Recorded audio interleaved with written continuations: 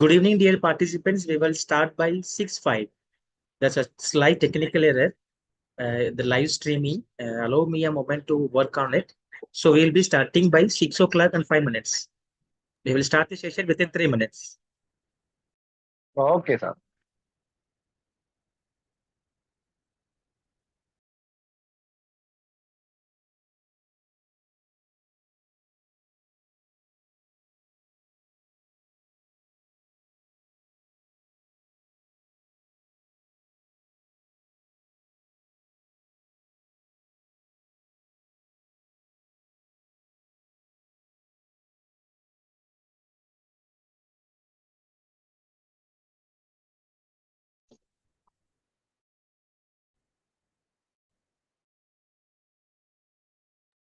Yes. So very good evening.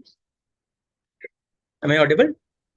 Good evening. Yes, Yes, sir. Bharat You are sir, you are audible. Good completely evening, audible, sir. Bharat sir. You're Yes. audible. Yes. Good evening, dear participants, and my dear loving research scholars and faculty members. Uh, it's a great event to start. It's the first initiative by Darjeeling College. What was that? The Southfield College, Darjeeling, and IIDM, Integrated Institute of Disaster Management, taken a huge initiative of conducting an FDP for 15 days. It's not for 1 day or 2 day or 3 day. For 15 days, almost 30 hours. So all the more than 200 participants are there. So we are all going to travel for another 15 days with 30 hours with a lot of various resource persons with various knowledge in the field of qualitative research. And at the outset, I have to welcome all, each and everybody. People keep on calling me from yesterday onwards. Sir, where is the link? Where is the link? मैंने बोला था, ma'am, the event is on tomorrow. So this shows how much you are so serious about the education and how much you are giving importance for the process of education. So sincere thanks to one and all. And this is the first time we are having this event for more than 15 days, so 12 days. So it is about the 30 days international FDP with international resource person as well as national level resource person. Also, without taking much time, let me invite IIDM ka, uh, founder come director and managing in charge, Dr. Vasudevan sir, to welcome the gathering, followed by about inaugural address will be given by the principal of Southfield College, Darjeeling, and then we will go for chief guest introduction, and then the resource person will take over the session. Over to you, sir. Vasu sir. Thank you, sir. Thank you, Bennett brother.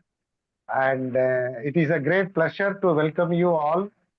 It's really, as Mr. Bennett said, it is a great initiative. Myself and our institute and Southfield College of Darjeeling, West Bengal, jointly hosting this program. But actually, this is our second program with Mr. Benazar, and where we have already successfully conducted one more earlier FDB program, international FDB program at a very grand manner, grand success. So now it's a great pleasure to welcome you, all of you, particularly all the panelists, all the hosting institution, faculty members, all the researchers, academicians, postgraduate students, doctorate scholars, technical team, and social media team. So each and everyone, I am welcoming on behalf of IIDM and Southfield College for a wonderful FDP program where you can explore globally with your new concept, new themes, with the new findings. So it is a great platform where we are often conducting such a program. So due to your studies, your findings, so that will help us for our nation, help us for our world with the fruitful knowledge, with the sharing our identification, findings, all those things. So such a good program today. So once again, I welcome you all, and particularly I welcome Dr. Palanisamy sir, Dr. C. Palanisamy sir, who is going to present today on fundamentals of qualitative research and theoretical perspective angle. So I welcome you, sir, for your program, and particularly I welcome our respected principal, Southfield College, Darjeeling, because we are coordinating lot of programs and where we are making our MOU with Southfield College and giving our 1-year diploma and certificate courses on comprehensive disaster management studies for the not only Darjeeling SFSC student. There are in and around colleges also joined. Now we are successfully doing it at national level. So I'm very happy to invite you, ma'am. And thanks, Dr. Bennett, sir, for giving me such a wonderful opportunity to welcome each and everyone. So thank you. Thank you so much. I welcome you all. Have a nice evening. Please enjoy it and make use of this platform for your sharing, for gathering, for whatever the panelist has addressed in this thing. Please make note of it. And it is only an initiation what we are doing now. In future, we are going to explore globally with worldwide things. So it is a great platform where my brother Bennett sir, we are cordially planning for a lot of things in the future. So it is a great thanks to Mr. Bennett sir also and our team, technical team. So each and everyone, once again, I welcome you and over to Dr. Bennett sir. Thank you, sir. Yes, so thank you so much, Dr. Vasudevan, sir, founder and managing MD of IIDM, Integrated Institute of Disaster Management. And now it is time to give the inaugural address. Let me invite the principal, the Honorable Principal of Southfield College, Darjeeling. Over to you, ma'am.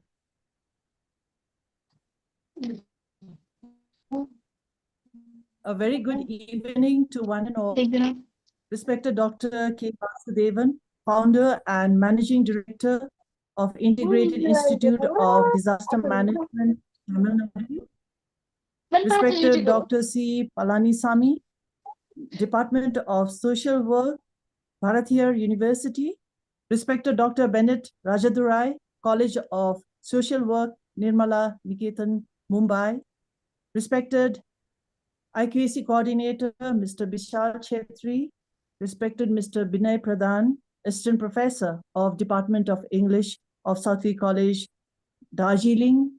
Respected dear participants and resource persons, on behalf of Integrated Institute of Disaster Management, Tamil Nadu, and Southfield College, Darjeeling, I welcome you all to the 13 days International Faculty Development Program on Research Methodology, Qualitative Approach. I'm very happy and grateful to IIDM Tamil Nadu for collaborating with our college for this program. This FDP is going to help all participants who are pursuing higher education and all faculty members without know-how on the fundamentals of qualitative research. It will be difficult to enter the field of research itself. This program is one good opportunity to avail, and this is going to help all those who will enter the field of research. As all participants are busy during the day, this hybrid mode of classes has made it convenient and accessible to all participants. I thank all the participants for registering for this FDP, and I wish you all the very best for this program. I also take this opportunity to thank Dr. K. Vasudevan for signing MOU with our college, through which this FDP has become feasible. I would also like to thank Dr. Bennett Rajadurai for taking the initiative for holding this FDP. I thank resource persons, all the resource persons throughout the 15 days for helping make this program a great success. I wish you all the very best. Thank you. Thank you, ma'am. Thank you so much. Yes, thank you so much, ma'am. Thank you so much for the beautiful words. And without taking much time, let me invite Binoy sir, faculty from Southfield College, Darjeeling, and who has taken huge initiative in the path of registration from West Bengal zone. So, sir, please invite you. Let us invite sir to introduce the chief guest to the forum, and then we will hand over the session to the resource person. Dear participants, since this is the first day, so we are taking your time. 10 to 20 minutes of your time. From tomorrow onwards, सीधा जाएंगे तो the resource person. Today, since it's inaugural session, and we have to give the credit to the what was it, hosting institutions. And one more good news: whenever we used to organize a conference or a workshop, people from Manipur used to participate. They used to collaborate, and this is the first time we are doing the event without their collaboration. Finally, today they came for collaboration, and we are happy to announce you to the forum that this event is also collaborated with the Department of Chemistry, a Standard College Manipur under the controlled tutelage of Professor Dr. Shubharani ma'am, and she is also there. She will be taking care in the upcoming days. Now, without taking much time, let me invite sir to introduce the chief guest to the forum. Good evening, all. It is with great pleasure that we welcome Dr. C. Palanisamy, an accomplished academic, researcher, and social work practitioner, as our esteemed resource person for day one of this 15 days international FDP. Dr. Palanisamy is data analyst and documentation officer, INDST, SEED funded project, Department of Social Work, Bharathiar University. With over a decade of professional experience, he has served in key roles such as data analyst and documentation officer in DST SEED funded projects, medical social worker at PSG Institute of Medical Science and Research, project coordinator at Universal Peace Foundation, and district field coordinator for a World Bank supported initiative. His academic and research contributions are extensive, including involvement in numerous prestigious research projects funded by ICSSR, DST, UGC, and ACRB, where he has played critical roles in proposal development, data analysis, intervention design, and reporting. He is also an expert in both qualitative and quantitative research methodologies. Dr. Palanisamy is widely recognized for his contributions to the field, having recently been honored among the top 5 best theses in social sciences at the Payne Scholar Awards 2025. He has been guest speaker and resource person for various national and international workshops and seminars, delivering sessions on research methods, academic writing, mental health, and child safety.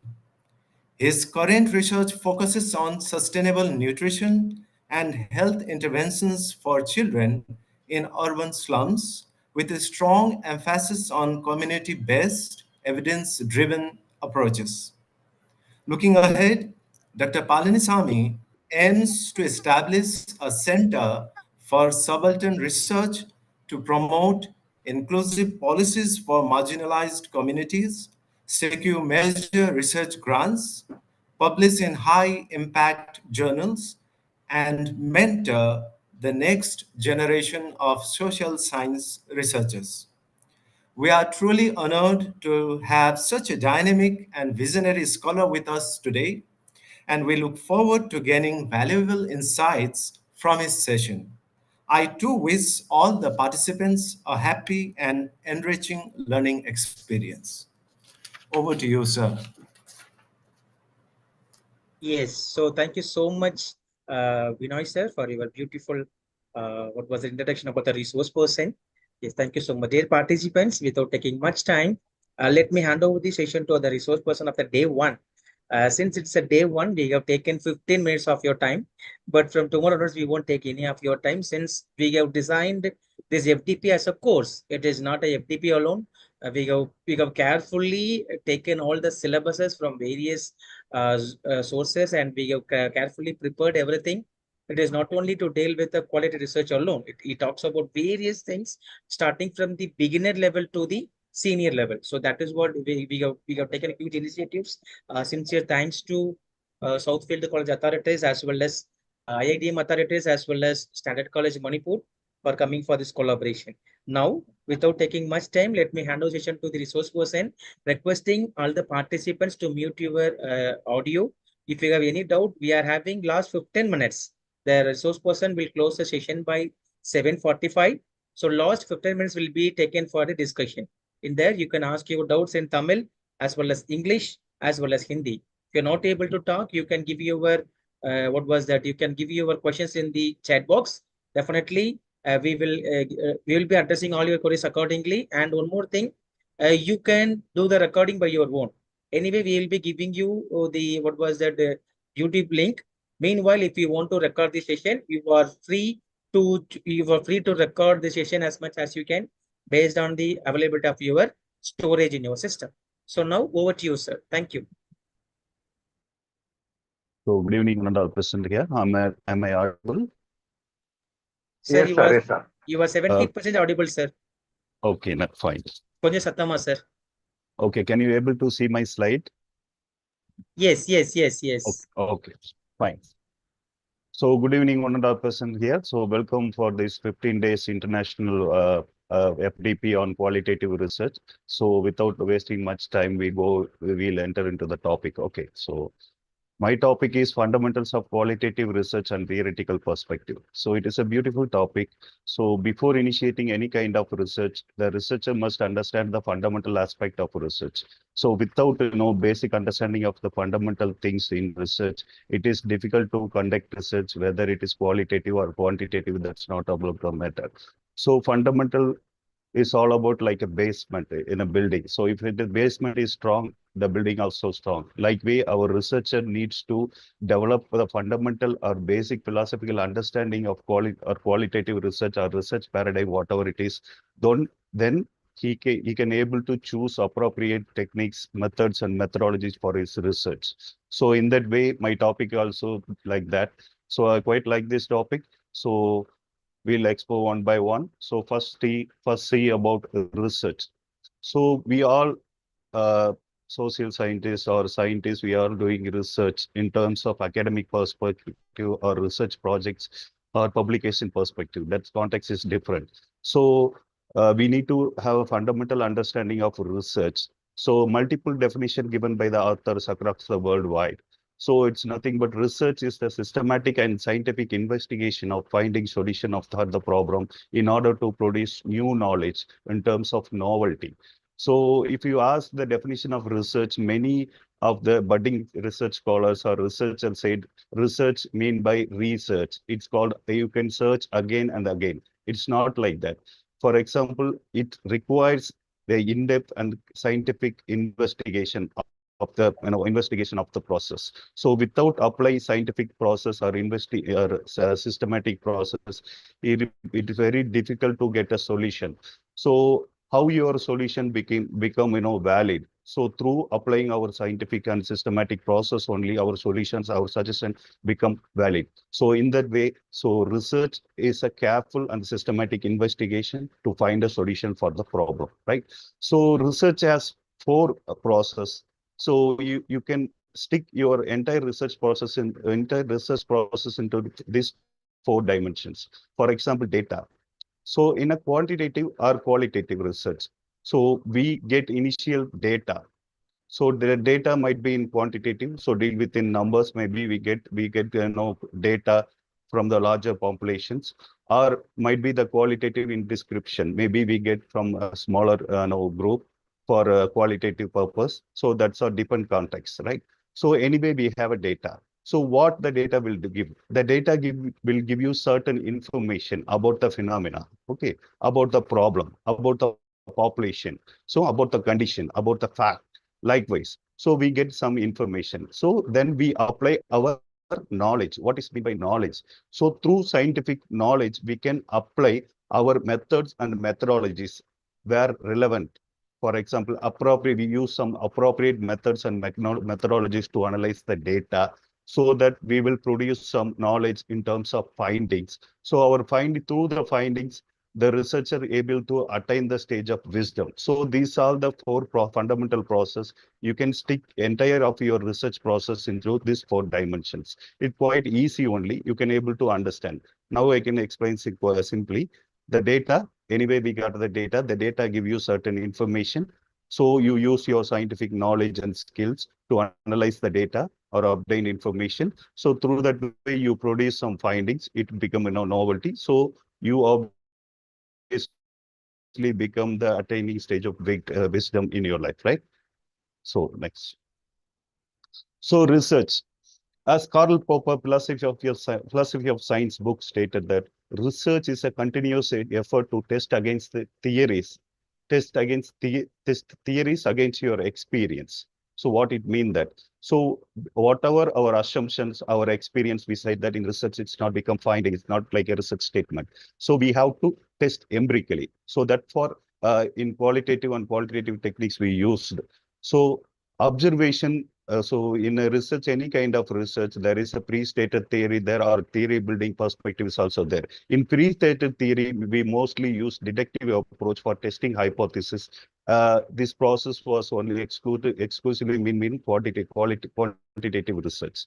By the time in qualitative research, we use inductive approaches for the deeper exploration of the problem or phenomena for the generalization of findings we used in qualitative research. So this is a process where you can able to understand the theory, whether it is pre-stated or new theory. So what kind of approaches you use, whether it's inductive or deductive, based on the problem, based on the availability of existing sources. So inductive, it's for generalization of findings. Obviously, it's lead for qualitative research. Then deductive for testing hypothesis in terms of we framing objectives for the larger population, so that we frame hypothesis, we find the relationship between 2 variables. So here there is 4W was there. One is why, what, when, where, how many. That's kind of 4W and 1H. So in qualitative purpose, why and how, these are the most fundamental question arising in qualitative purpose, so that you can induct as much as information, in-depth exploration of the problem or the phenomena or the fact, whatever, according to your context. So I hope you can understand this process. So it will give you some basic fundamentals of understandings of research in qualitative as well as in quantitative. So social science. Social science research. So social science research deals with society, individuals in the society, their functioning, their relationship, their interaction. So in the society, our lab is society. It's not like science. Science lab is a conventional lab they used to test whatever they experiment they have. But in social science research, we deal with people. We can able to understand their experiences, knowledges, problems through quantitative or qualitative, through ideographic or nomothetic. It depends on the context, right? So our fundamental thing is social science deal with people in the society, their functioning, their relationship, their interaction towards towards functioning in the society. So in that way, social sciences comprises multiple disciplines, as we all familiar with the discipline. For example, economics, sociology, and psychology, like that. So main functions of social science research is to identify the human function in the society and their social relationship and behavior. So in this case, we can mostly use in qualitative research. So that's why I give these definitions. So research process, this is a common research process. We all might familiar with this. So anyway, we start with our research project with the literature review. So if you do literature review in a systematic way, you can able to find out your appropriate research gap and relevant research question for the study. So that research question will lead you to the problem formation. So through that problem, using your scientific knowledge and based on your skill, you can decide what is the appropriate research design for that problem. So after you choosing the research design, you go for data, you enter into data collection process, whether it is quantitative or qualitative or mixed method, it depends on the problem. So after the data collection process, obviously we analyze the data in terms of statistical application or exploring the relationship and pattern themes in a qualitative perspective. So all we do this process for publishing findings or getting PhD or getting research grants, like multiple, purposes there. So this is a common process was there. So it gives you certain, fundamental understanding of the research process, whether it is qualitative or quantitative. This is the most common structure we used in our, research in a contemporary academic field. So now we enter into the main topic. So what is qualitative research? So qualitative research give deeper understanding of the problem, not rather than peripheral understanding. It give like, it explore how the problem was exist, what is the impact the problem was created to the individuals. Likewise, it give a deeper insight regarding the phenomena or the problem. So multi-method, it's a multi-method in focusing, involving interpretive or naturalistic approach to the subject. So mostly in qualitative research, we cannot use any statistical methods. We use, we can explore the relationship between the patterns in terms of thematic representation or content analysis. Here, the fundamental thing was raising why the people buy fast food. Like we give importance to why rather than how many.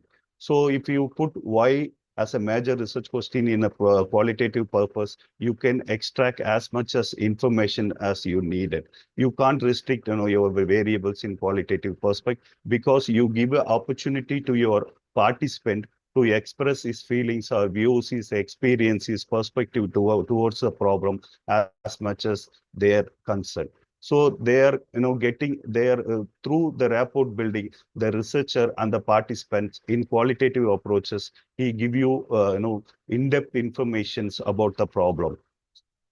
Right. So it usually performed in the natural setting. So as I told you, our lab is a society. It's called natural setting.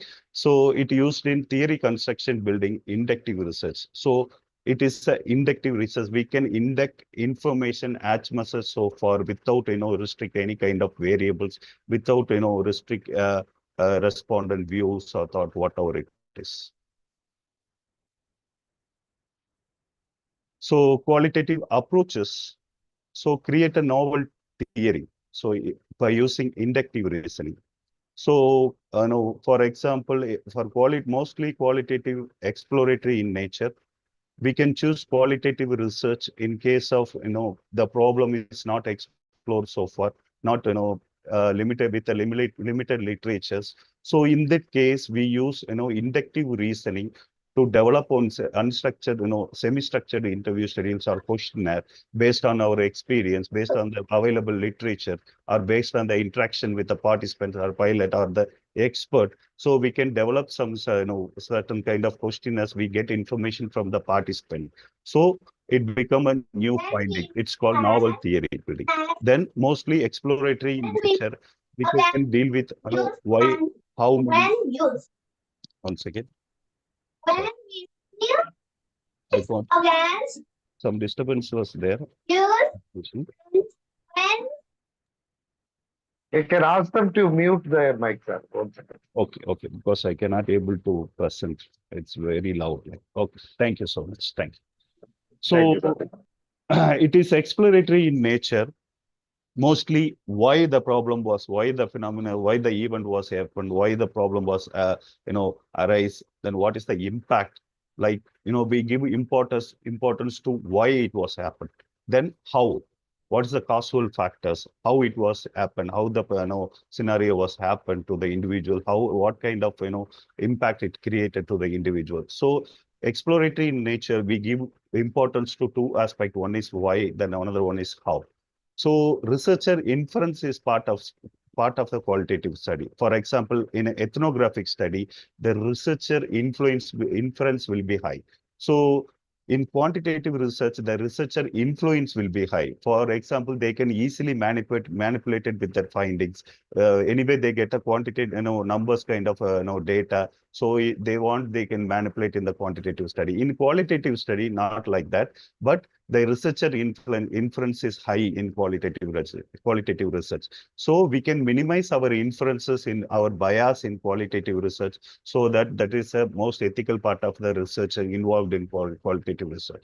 For example, the ethnography study, the researcher decided to do ethnography study to understand the ethnic and cultural behaviors of tribal in one place. He went there, he was stay with the people, then he was collected data over a period of time. It's like a kind of a longitudinal study.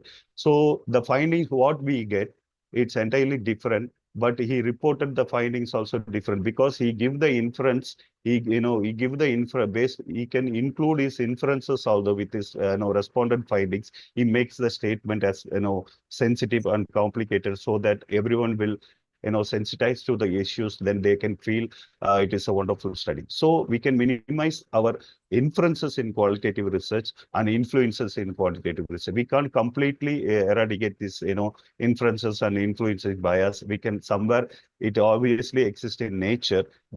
We have to minimize those errors, right? So qualitative data, it's nothing but we get a data in a form of description like opinion. It's a complex statement and opinion. So in a quantitative data, we can get numbers for analyzing the data. In qualitative data, we can get the statement or opinion of the participants, right? So data collection process also different. So mostly we can use open-ended questionnaire. So deal with small sample size, mostly used in non-probability, then in-depth interpretation. Why we choose non-probability sampling? Why can't we go for probability sampling in qualitative things? This is the most fundamental thing. Then why open-ended uses? Why not go for structured questionnaire in qualitative process? Because it's too much difficult. So as I told you, qualitative research deal with why and how, so that we give more information to the exploration of the problem rather than the explaining the process. So in that way, open-ended questions is more convenient or comfortable for the participant. They will explain their, so that they will express their feelings and thoughts and perception and attitude towards the problem, towards the question. In smaller sample, because we get a data from the participant in terms of, descriptions statement. The statement has a multiple, things involved into one, within one question. So that it's very difficult to analyze if it is if you increase the sample size. So that's why in qualitative study, mostly we go for non-probability sampling, either for purposive, either for convenience and sampling. It depends on the method. For example, in focus group discussions, mostly we can choose sample size of 8 to 12 according to the Kruger methodology of focus group discussion. The multiple authors also suggest that don't exceed your sample size in qualitative research. If you increase your sample size in qualitative research, it's very difficult to analyze the data and present the data. So the reader can't able to get what the data was saying, what the respondent was response to that issue. So it's quite difficult. So in that case, you can choose minimize the sample size. So rather than focusing on the sample size, you're focusing on the problem exploration for the deeper insight, for the deeper understanding of the issue. So these are for example, some qualitative research methods. For example, ethnography, focus group discussion, case studies, in-depth interviews. Then there's some of the review studies. For example, scoping review, systematic review. This all came to for qualitative research only, but that is not on the empirical studies. So these are the empirical study. What is meant by empirical and non-empirical studies? Empirical studies deal with first-hand information or data collected from directly to the respondent, not by using secondary data source. Mostly review articles use secondary data sources to give the findings for the generalization. So these are the fundamental difference between qualitative and quantitative methods. So first we focus on qualitative methods, includes focus group discussion and in-depth interviews and review of document. We already discussed this.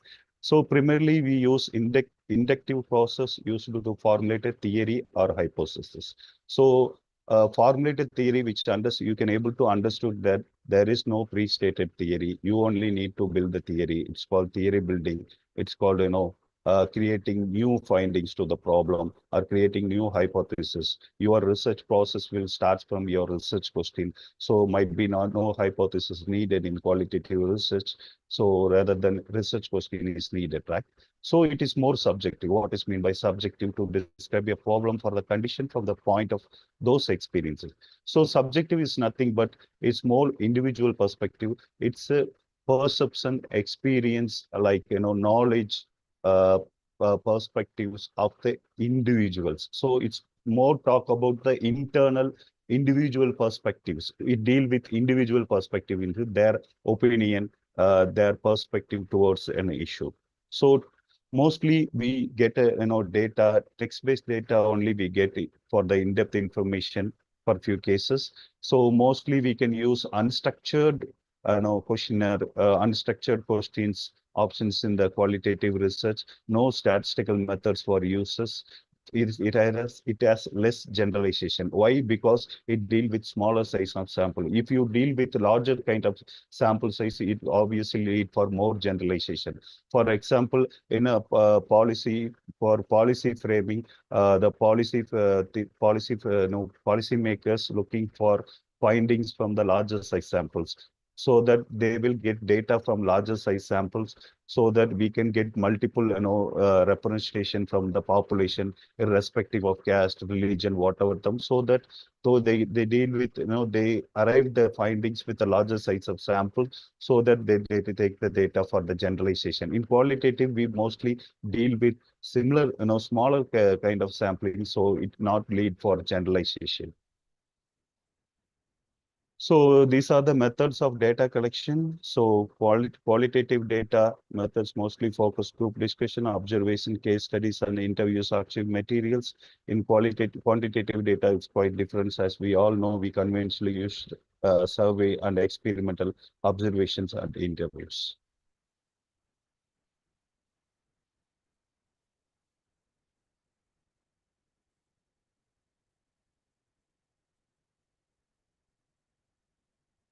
These are the fundamental difference between the data in qualitative and quantitative.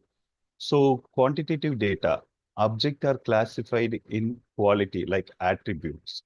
In quantitative data can be counted or express data in terms of numbers. So what is meant by attributes?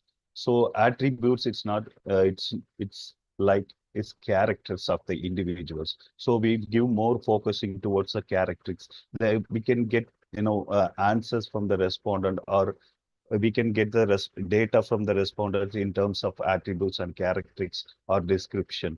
In quantitative data, the scenario is different. We get the data in terms of numbers. So regarding to the research methodology, qualitative data is exploratory in nature, then quantitative data towards conclusive process. So exploratory data, we arrive, conclusion, we give our findings for, for novelty. In quantitative data, we give our findings for, for conclusive purposes. So objective approaches, mostly subjective approach we use in qualitative data. Subjective approach, as we discussed now, it's more about the individualization. Then in quantitative data, objective perspective we use, it's more about facts and the problem based thing for arriving conclusion of the problem. More generalization towards the population, right? So collection of data, mostly unstructured way of data collection is the unstructured questionnaire we use. In quantitative data, we use structured questions. So based on the understanding level, qualitative data, we give you the deeper understanding about the problem than quantitative data, not that much deep. So qualitative data, qualitative studies will ask why, then the quantitative data was asking how much and how many percentage of problem was existing among the population likewise. So regarding the sample size was very limited, very small in qualitative studies. In quantitative studies, sample size is quite larger. For the outcome purpose, developing an initial understanding of the phenomena or the problem in quantitative data, so we can give our outcome for the recommendations. or recommendation, suggestion to the government for the policy making or problem solving approach like that. So this is all about questionnaire and schedule. So questionnaire mostly used in quantitative research, then schedule mostly used in qualitative research. So questionnaire, it has a rigid structure, and it has variables and options and the responses also there, but schedule doesn't have that much of rigid structure. The researcher has flexible to change any point of time while the data collection, so it gives more flexible to the researcher as well as the participants.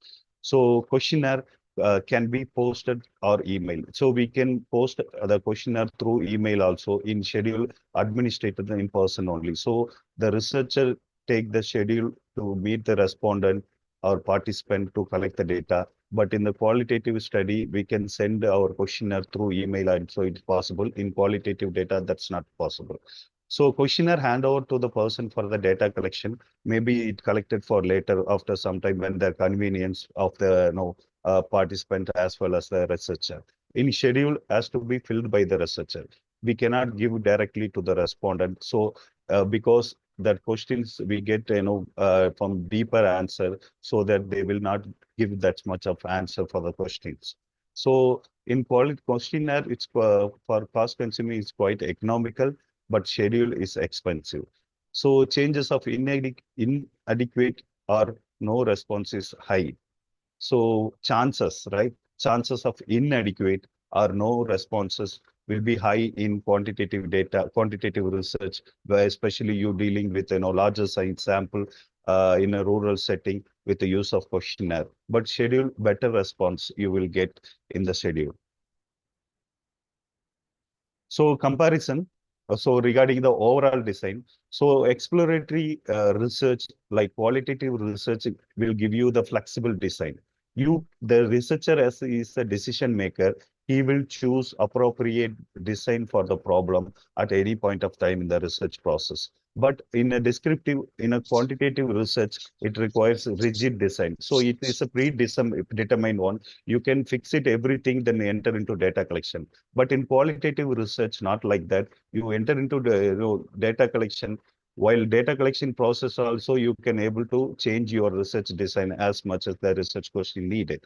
So regarding the sample design, mostly we already discussed this. Mostly deal with non-probability kind of sampling thing. The two purposive and judgmental sampling techniques were used in quantitative research. Mostly probability or random or equal representation needed from all kind of populations.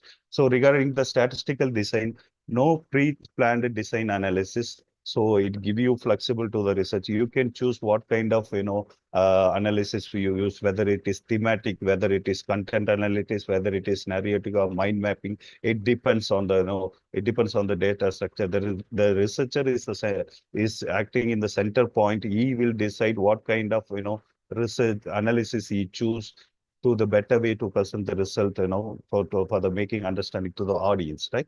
So in that way, regarding the statistical design, quantitative research, quantitative statistical process also predetermined, is pre-planned also, as we discussed. No, we all fixed from the research design, from the sample size, from the data collection, from the questionnaire, from the data analysis at the initial stage. Then we enter the research process in quantitative research. But qualitative research, it give you more flexible to the researcher to choose convenience research samplings, convenience tools, convenience techniques as much as so far. Then observational design, mostly we use unstructured instrument for data collection. In quantitative process, we use structured instrument for data collection process. For regarding the operational design, no fixed decision about the operational process. As we discussed already, it give you more flexible to the researcher to choose what kind of operation design he needed, right? So in that way, in a quantitative purpose, advanced decision about the operation process. That process are predetermined, so it has a rigid structure. It requires a logic sequence and structure for the entire process, so that the researcher felt difficult in quantitative studies. So he cannot able to change the research process or the research data after the data collection. Only its convenience in qualitative studies only. So this all about the fundamental aspect of qualitative research. Now we can discuss what is theoretical perspective involved in qualitative research. So this is the fundamental concept or theoretical perspective. Researcher must need to understand this. So what is meant by methodology and method? So methodology deal with larger principles and interpretive tools and techniques. So methods deal with tools and techniques. What is the fundamental difference? I give you the example in the down source, like the difference between derma and dermatology. So derma means by skin, it's like a method, it's a small one. Then dermatology, it's a methodology, it has a broader one. No, so smaller one within the broader one. Okay, so that two example you fix in the context of methodology and methodology. Methodology is a broader one, method is a smaller part of methodology, right? So in that way, methodology deal with analysis of principles and methods, rules, theories, and concepts. It defines subject matter of social science in terms of perspectives, right?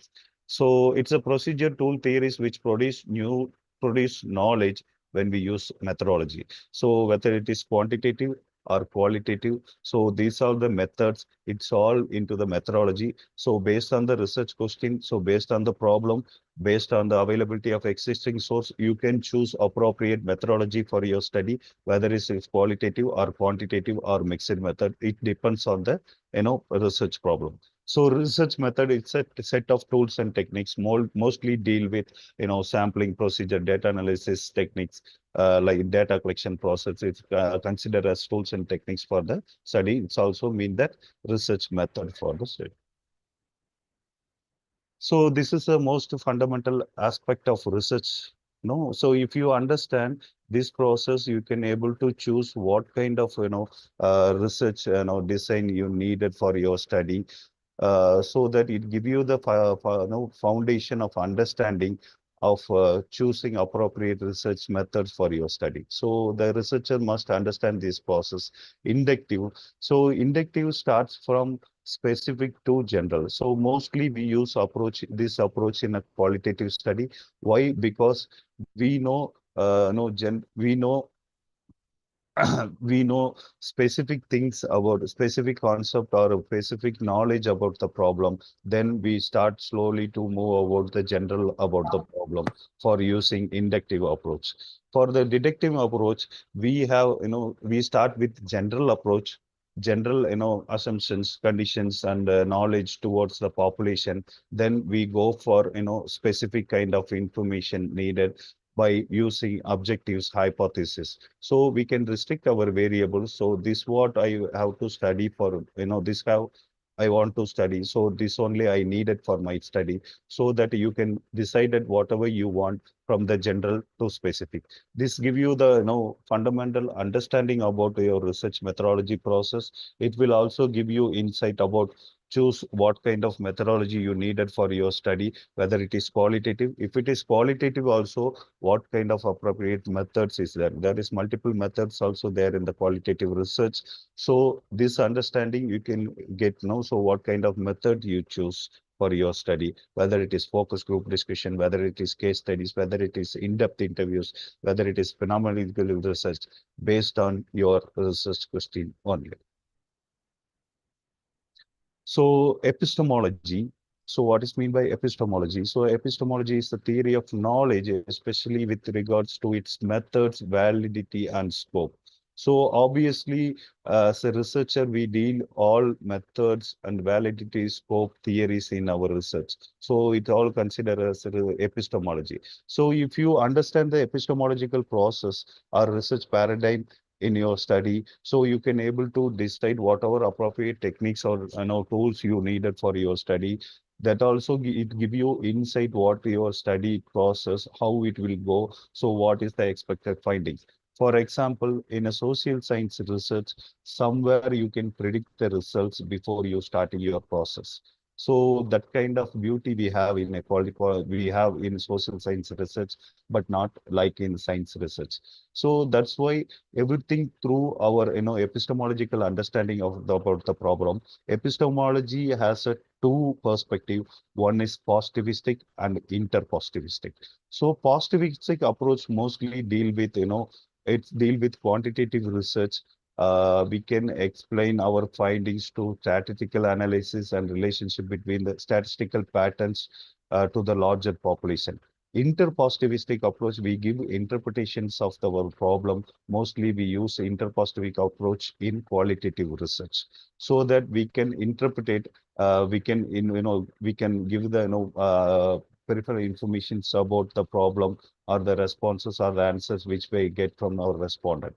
So understanding of epistemology is very important for designing your research paradigm in your study, so that the researcher must be need to understand the epistemological part also. It is very important part of methodology. So it give you I told you it gives the nature of knowledge, regarding your problem, regarding your process, regarding your methodology, regarding your assumptions, regarding your perspective, regarding your reasoning, whether it's so it's all included.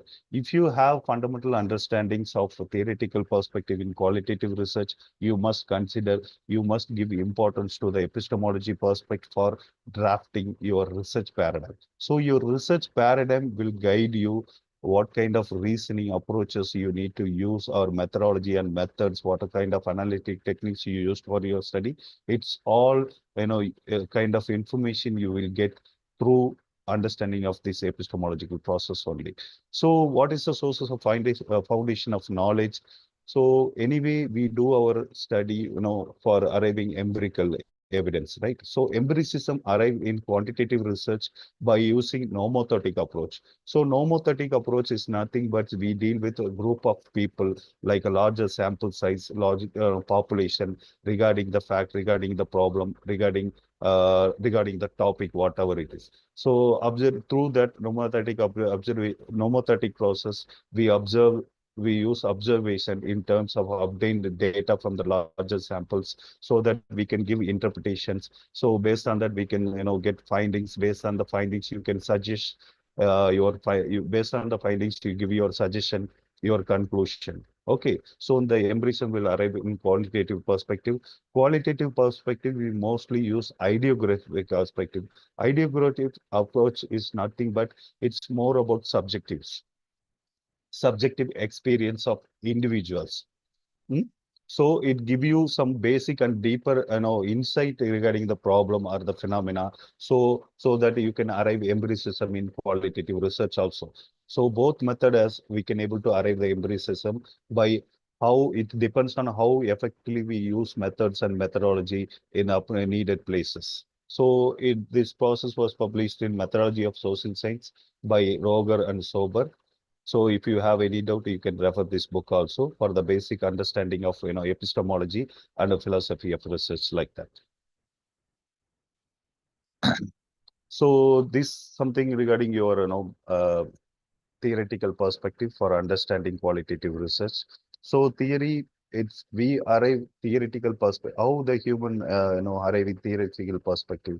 So initially we have some theological concept. So through theological concept, philosophical concept was arrived. So through the philosophical concept, science was emerged. Through the scientific emerged. Through the science, after the science, social science. So in that way, the evolution process was there. So within the process, we can able to understand the principles of naturalism. So it's nothing but it's a method of natural science we using social science. Obviously, we take some methods in science we used in social science. So that was the naturalism principles was derived. Okay. So phenomena we already discussed that. Phenomena is nothing but the world is structured inside of forces.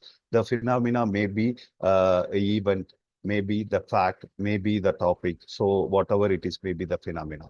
So obviously in qualitative research, now we can understand the phenomena by using, interpositivistic approach, by using ideological approaches also by using inductive reasoning. So through these all theoretical process will help you to identify the process. It give you, it guided you how you, proceed your qualitative study in an effective way for getting deeper understanding about the problem.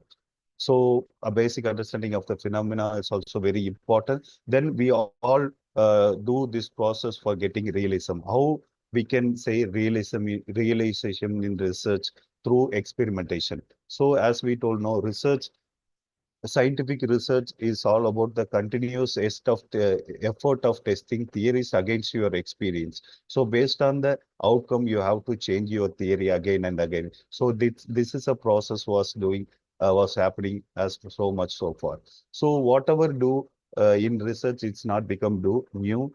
Already multiple researcher was done that process. We give another findings or we give add-on findings to the existing source of knowledge. So it's called a research and producing new knowledge, mostly in qualitative research. No, positive approach, we already discussed that. So positivism deal with using a methodology of natural science, branch of knowledge with deal with study of world, like example physics, chemistry. So positivistic, we use this approach to explain the problem, explain the phenomena, explain the process in social science research context. In science context is entirely different. We give our focus to social science research only, as qualitative is limited to qualitative research. So explain the process, how you explain the process or explain the fact or explain the problem. So positivistic explain the phenomena pure about quantitative only. So we can get larger sample size. So based on the data, our findings need to be analyzed by using statistical techniques for the explaining phenomena. How many percentage are facing this problem? What is the causal factor? What is the relationship between that? So it's called explain the phenomena. Like so, interpositive. This is the approach where we used in qualitative research to understand the phenomena. So rather than the explaining, understanding the phenomena will give you deeper understanding about the problem. So it will, also help you to suggest appropriate solution for the problems also. So metaphysics, it's about the branch of philosophy deal with the principle of things unknowing identity. Then ontology, so ontology principle is not difficult. So it's all about studying the reality. For example, I give you, so whatever research problem you have to choose for your study, make sure that it will be measurable either in a quantitative or qualitative way. So it's all about ontology. So ontology means it's a study of reality, whether that problem able to study by it able to measure. So it's all of dealing with ontological perspective. For example, I give you one statement. So if one person run to 30 kilometers per hour, he can able to jump 6 meters or 5 meters or 4 meters. So it is all about reality. So it is ontology. We can able to measure by speed, by jumping process. So we can able to measure. So it is all about reality, right? So it's like I give you the fantasy statement. If the individual or person run 100 kilometers per hour, he can able to jump 50 meters. So it is not possible. So it is not reality. So your assumption should be logical. So then only you can able to measure your problem by in terms of so ontology dealing with this aspect. Your problem, your assumption should be logical, should be measurable. So that's why the ontological aspect or the ontology theoretical aspect will give you insight about the reality and the measurements, what is existing in the society around you in the physical nature. So subjectivism, objectivism, and constructivism, we already discussed that.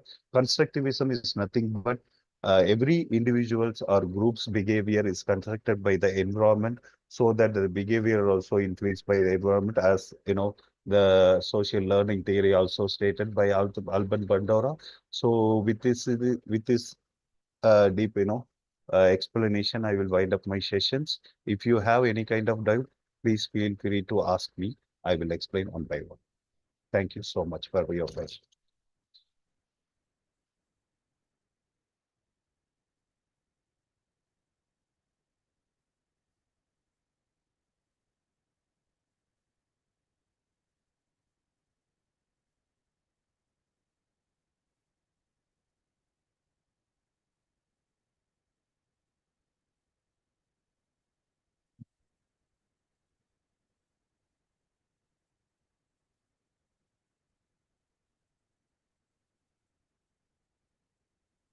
So I hope still time is there. So I will explain the process again.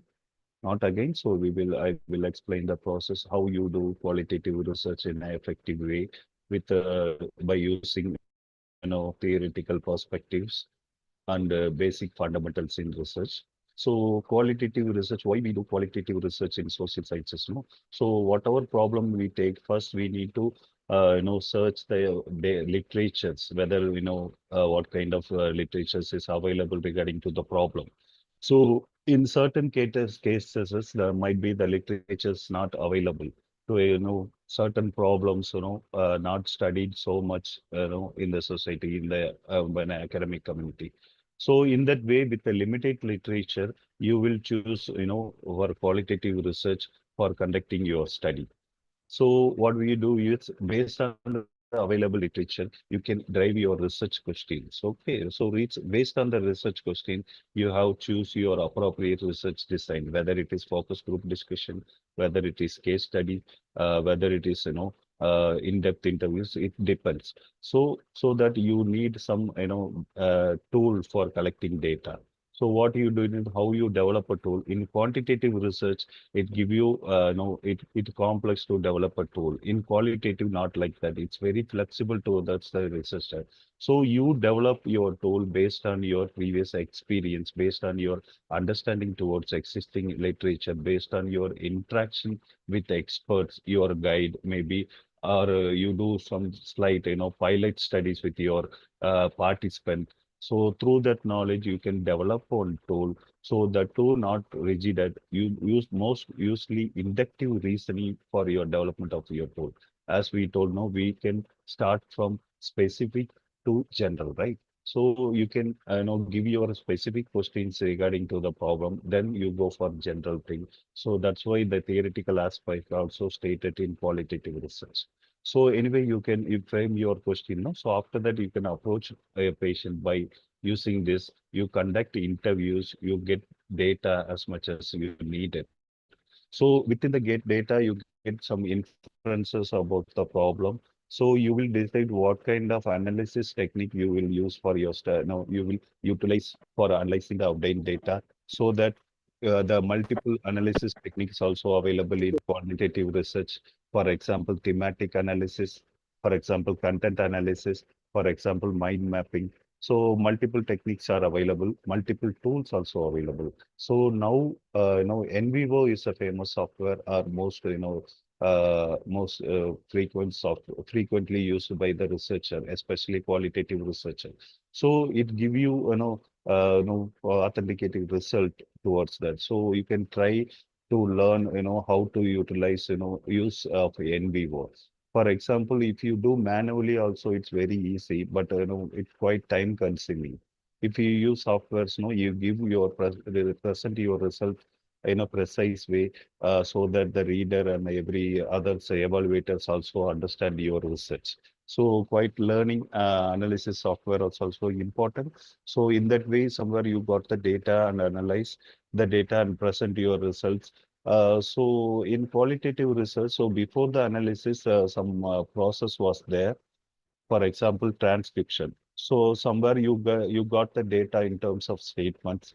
That statements also complex in nature.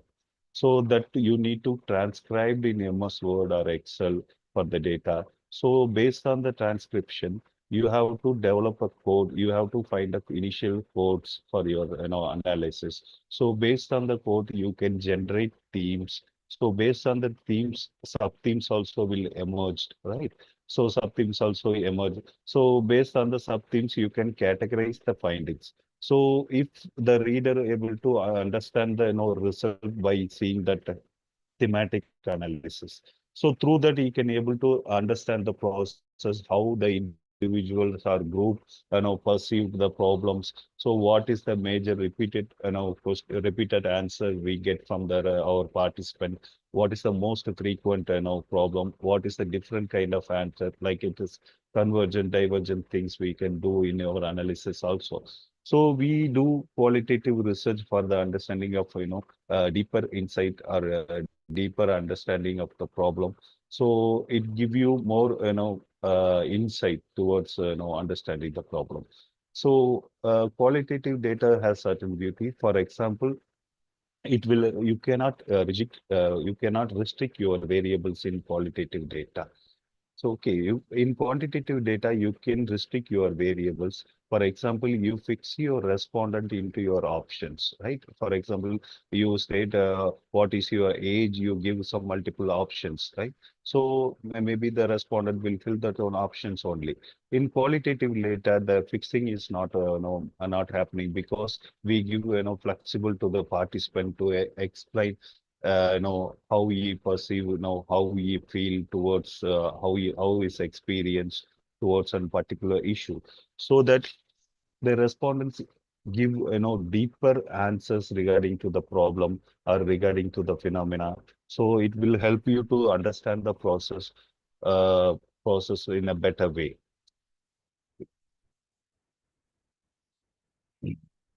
So research process. So with this research process, I will explain where we use qualitative techniques.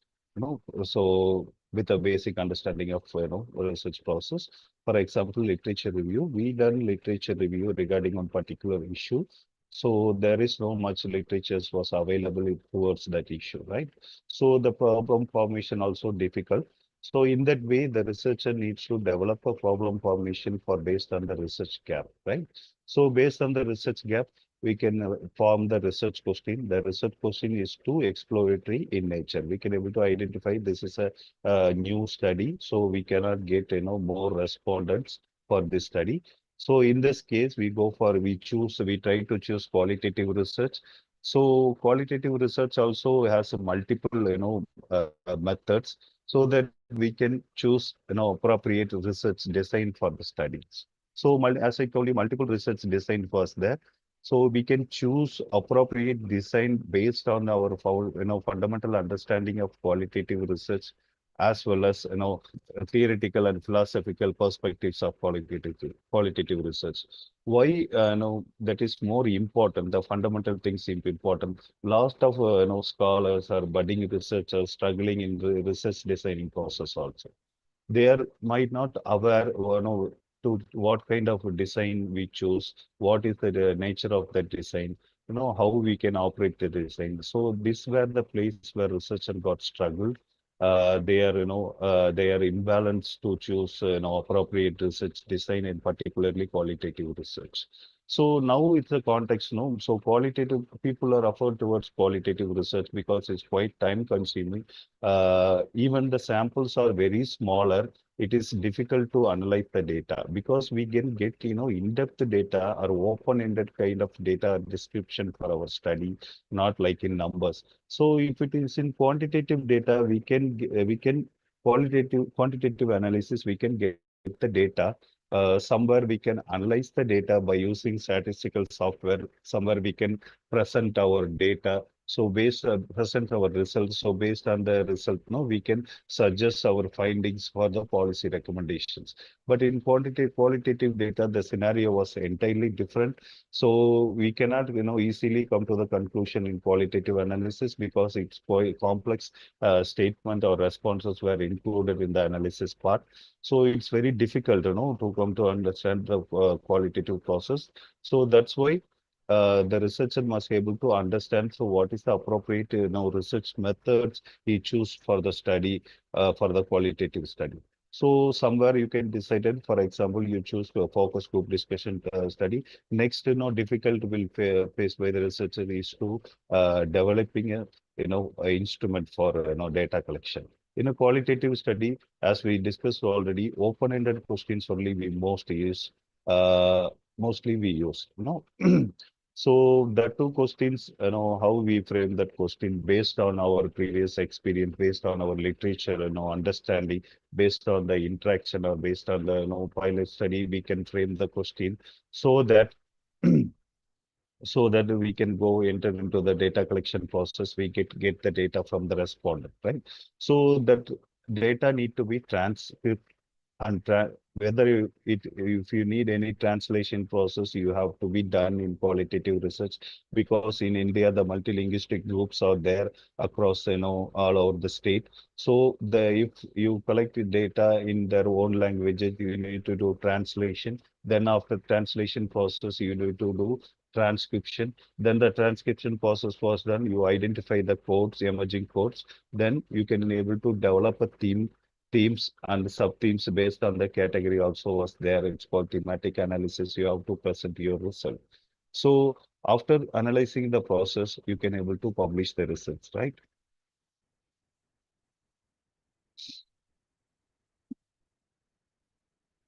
So regarding the qualitative methods, as we already discussed that, it include focus group discussion and in-depth. Mostly we use focus group discussions and in-depth interviews and case studies and phenomenological research. This is the most common research methods we used in qualitative research.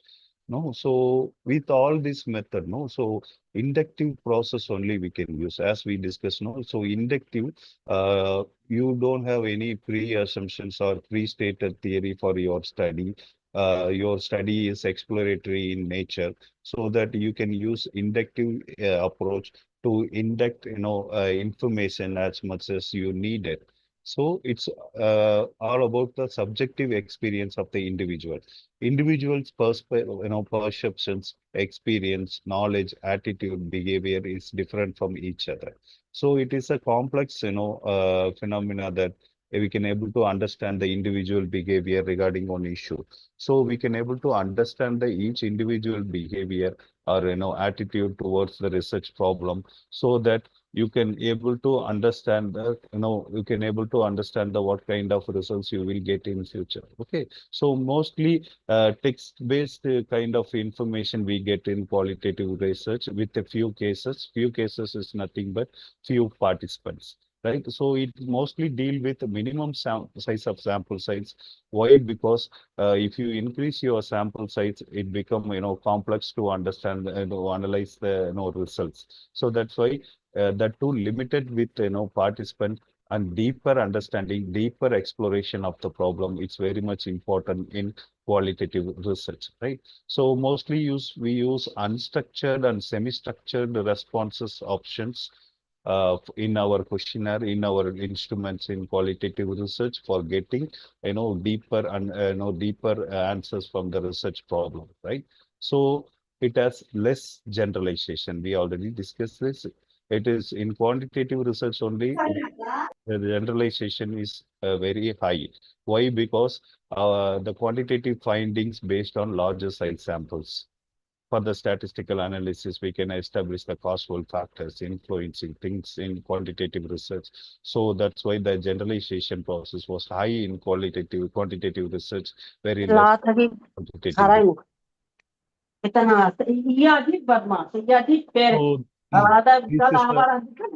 methods of data collection in both methods.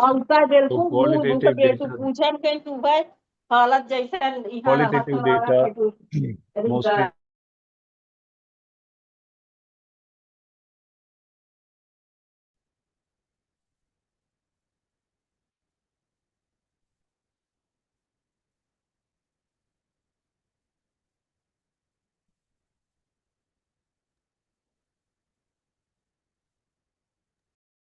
Sir, kindly unmute your mic, sir. There's a technical issue.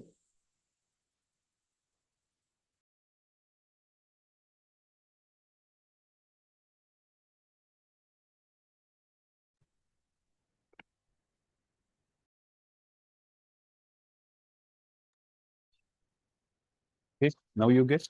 Now you hear Fine, me? sir. Okay. Fine, sir. Thank you. Sorry for the interruption.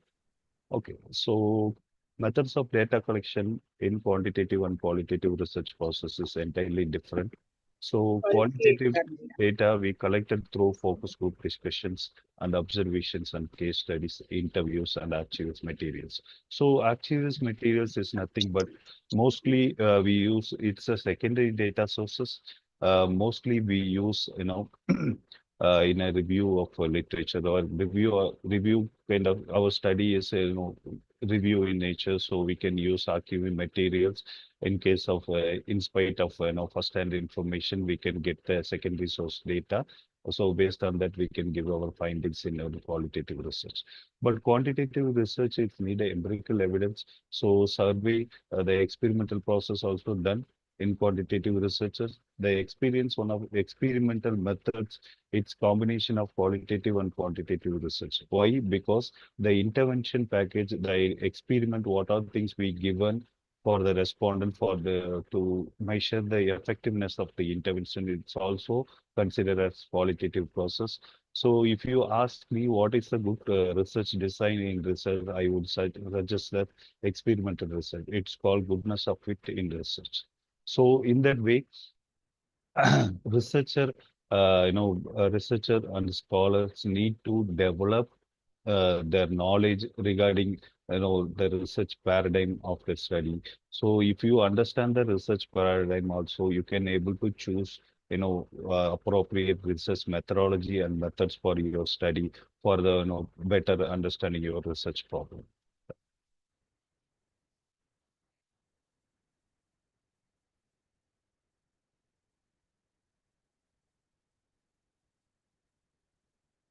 So we will discuss regarding the questionnaire and schedule.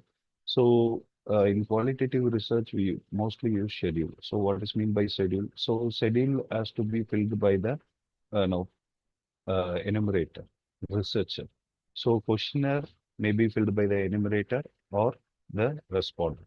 So why the questionnaire must be filled by the enumerator in qualitative research? Because you deal with very minimum number of questions in your schedule, but even though you need to get deeper information regarding to the question.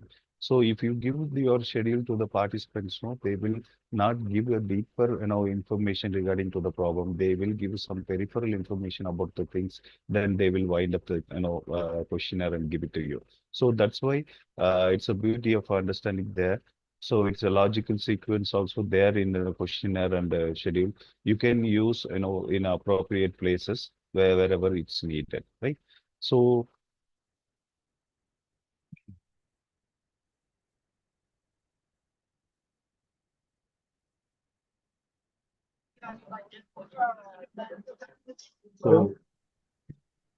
So here, I hope I will tell all the process of fundamental things in quantitative research as well as as well as theoretical aspects in qualitative research. So now the floor is open for audience. Please feel, I think another 40 minutes was there. So I hope I finished earlier so that we will discuss. So rather than my presentation, so discussion is give more insight to the participant. So that please feel free to ask any kind of questions so that I will give you answers in a better way.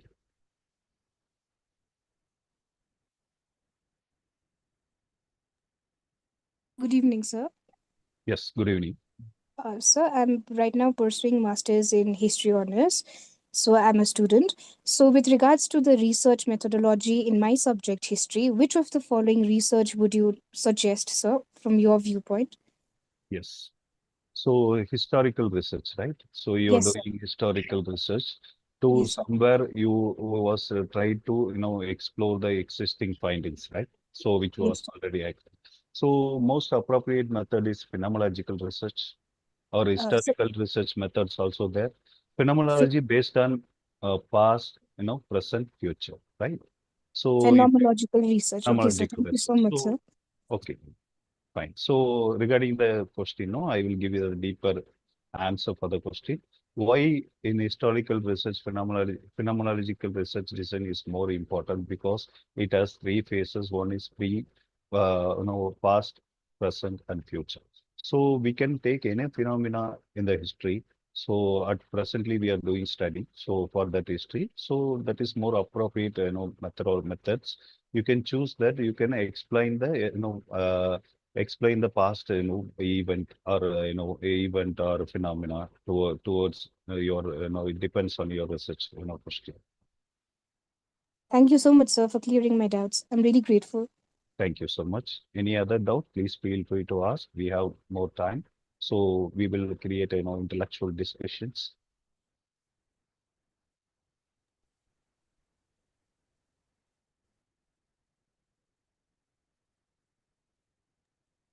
So I would like to know the difference between content analysis and thematic analysis. So, okay, difference between content analysis and thematic analysis.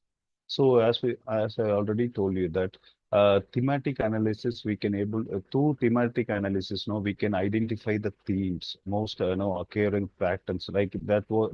That themes also most was existing within the within the sample. So content analysis we use to identify what is the frequent answers given by the respondent, or what is the different kind of answers given by the respondent. So these two has a different we used in different contexts. Thematic analysis was mostly used in focus group discussions and interview, in-depth interviews and case studies. So based on that, we can develop a thematic representation of the results. In content analysis, we mostly used in secondary, for example, review kind of studies. Also, we can by using secondary data. Also, we can use content analysis. Even we can use that content analysis for in a focus group discussions and in-depth interviews. It depends about the context, right? So based on your research question, based on your what kind of method you choose. So based on the method, so you will choose appropriate analysis techniques in qualitative research, whether it may be thematic, whether it may be content analysis. It depends on the researcher. So you decided which method effectively present your results in a better way, so that you can choose. As we already discussed, that content analysis is dealing with most frequent respondents and different kind of respondents we getting from our respondent. Then thematic analysis, what is the major themes was arrived to that discussion. So there is some most fundamental differences in thematic analysis as well as content analysis. Thank you, sir. I also would like to know about nomothetic approach. Very good. Thank you so much for these questions, because I'm very surprised for when faculty asking what is nomothetic approach. So this kind of questions I needed, because this is some ancient approach. It was came 1878, I think so. So what is nomothetic? So nomothetic approach mostly deal within a group of people to identify their beliefs, customs, ethnicity, or relationship patterns and functions towards in the society. So it's called nomothetic. So nomothetic, the approach where we use in quantitative research, not in qualitative. So why we deal with larger kind of people in the society, in the groups in the society, so that we can able to understand the group's behavior, groups relationships, group functions towards society, so that the more appropriate approach is nomothetic. In the context of qualitative research, ideographic approach is the appropriate one. So ideography, that term itself has a meaning. Ideographic is more about deal with individuals. So ideographic, individual I. So you can connect with both I. So individual perceptions, attitude, perception, attitude, experiences, feelings, emotions regarding to one issue. So it's more about individualization. So it's more about subjective understanding of the problem from the participants. So this is a fundamental difference. That too, I explain the meaning of nomothetic. Thank you, sir. Welcome. Sir, thank you Sir, very one much. more question. One more question in the chat box, sir. Sir, can you please elaborate about focus study process? It was asked by one of the participant, Megha G. Yes. Patel. Focused study process, right? So there is two process in research. One is focused, then another one is unfocused. So focused study process required structured process. You have to, fix in the place.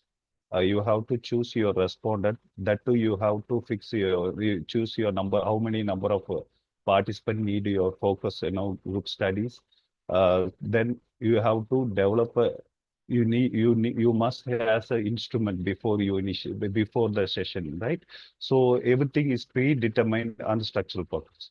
Ungroup study process, it's give more flexible. So it will, create like open ideas to the audience, to the participant, so that within that idea generation, you can frame your research question. So how can create conversation with them regarding one issue or regarding one problem for your study, for your interest, for your, decided to do that. If you decided, I want to study this problem, to create conversation, informally to the participant, so that the discussion was happening among them. So within that, you can arrive on concept. So based on that, you can frame your study process also. So this is more fundamental things about unfocused group studies and focused group studies. It is also fixed in qualitative research and quantitative research. For example, focus group studies more about it requires rigid structures. For example, in a focus group studies, okay, focus group discussion. I give you the reference like Kruger, you go for a read, Kruger recommended focus group methodology framework. You can able to understand what is the focus group studies and unfocused group studies. How will you do effective in nature? Yes, sir. Thank you so much, sir. Hope the participant is satisfied with the answer. And Yeah. one more question Yes, in the sir. chat box. How Excuse me, sir. structured observation tool is different from unstructured observation tool? I will repeat the question. How structured observation tool is different from unstructured observation tool? Dear participants, after this question, you can ask the question. Okay. And the same participant has the same question. How much is an ideal sample size for the interviews? I give you the answer for the second question because it's quite simple. How many samples needed for interviews? Right? Yes. Interviews, correct. So there is no calculations or fixations in the qualitative research. It has a beauty, right? So one research method called biographical narrative research, it's required only one sample. We can give exploration regarding their nature of living, like conditions, his experience, his status. We give exploration. We give exploration towards an individual. It's called biographical narrative research. Deal with one sample. Another method is there. It's called case studies. Okay, so case studies also one sample you can do, 4 samples you can do, 5, 10, 15, 20. It depends. So whatever qualitative method you can choose, my suggestion is don't choose your sample beyond 12 or 30. Okay, if it is exceed more than 14 or 15 like 20 or 25 or 50 like that, it's difficult to analyze the data. It's difficult to transcribe. You think of that, you assume that you will get bunch volume of qualitative data in terms of statement and description. You have to read the entire statement and opinions of the participant, how you can able to memorize that, then how you can able to transcribe that, then how you can able to analyze that data, then what analysis method you will adapt, then how you will present the result. It's more it give you difficulty for the researcher. Then the readers also might felt sometimes is very tired to read that kind of volumes of data. So qualitative research is about precise towards an issue. It gives more importance to how for the get deeper understanding towards a problem with minimum samples. It's not about important. We give importance to explain the process, like how much they feel, why it's happening. Likewise, we give importance to the process only rather than the samples. Then first question, difference between unstructured and structured observation. So unstructured observation we mostly use in qualitative research. As I told you, there is no rigid rules in qualitative research. You can frame your unstructured questionnaire, then go for collection of data. You can change the questionnaire according to your interviews. During the interviews also, you can, while why it give you flexible, you have you don't have any pre-assumptions, right, towards an issue. Somewhere you can start with some specific questions, right? So if you go to the respondent, then you collect the data, no? So the respondent might give you some certain insight regarding to the new question. So if it is relevant, if you feel it is important, you can include in unstructured questions. But it is structured questionnaire, you can't include any kind of, you can't change at anywhere else. If you start from the beginning, you can finish with that questions only. That is the most fundamental difference between unstructured and structured observation. Unstructured observation in qualitative research, structured observation in quantitative research only. So quantitative research requires a systematic process, that too rigid. It requires mathematical and logic sequence in each other. So you should follow that one in quantitative research, but not in qualitative research. Yes, thank you, evening, sir. sir. For participant, you can ask your doubt. Good evening, sir. Good evening. Sir, my name is Akshay Shukla. I'm currently pursuing my PhD, and Okay. I'm focusing on translation studies, basically. It's a comparison of two different languages, L1 and L2. Okay. So I wanted to understand this small concept that occurred to me. Like, am I looking at nomotetical approach and a comparative approach simultaneously on this to understand the societal and traditional nuances of a society based on L1 or L2? So your L1 and L2 depends on your research question. So you need, before that, you choosing your sample, you must clear your research question. So based on the research question, you choose your samples, L1 or L2. Might be, if you choose different kind of populations for your study, might be not, limited with one method.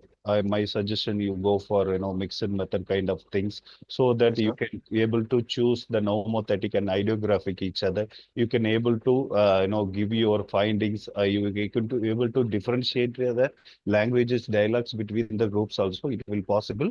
Only will be able to choose mixed method approach. But in qualitative, there is unique approach is there. So you cannot able to compare with the two groups in one research design. But that too possible. It depends on you, depends on the researcher. So how you perceive the question, how you understand the process. So based on the inferences and theoretical knowledge, you can also will do that, but it depends on you. So my suggestion towards go for mixed method for your study. Yes, sir, sure, definitely. Thank you very much, sir. Another Good question? evening, sir. Good evening. So this is Prachi, and I'm currently pursuing my PhD from Symbiosis International University, Pune. I have this confusion in my mind. I'm from science background, so I have this confusion like, how do we decide whether to go for qualitative, quantitative, or a mixed method approach? And second thing is like, at what stage, like of the research, like when we are collecting the data and all, do we decide that which method do we need to approach, or like, can we change? Like, if suppose we are taking one particular method, and if we feel like this is not working, so can we switch to other? So you can switch. So that too requires a methodological justification why you switch your research method at the middle process. For example, I told so any kind of sort of knowledge came through you through how much you understand the process of research paradigm. So before initiating your study, you have better understanding regarding the research paradigm. You need not to switch at any point because that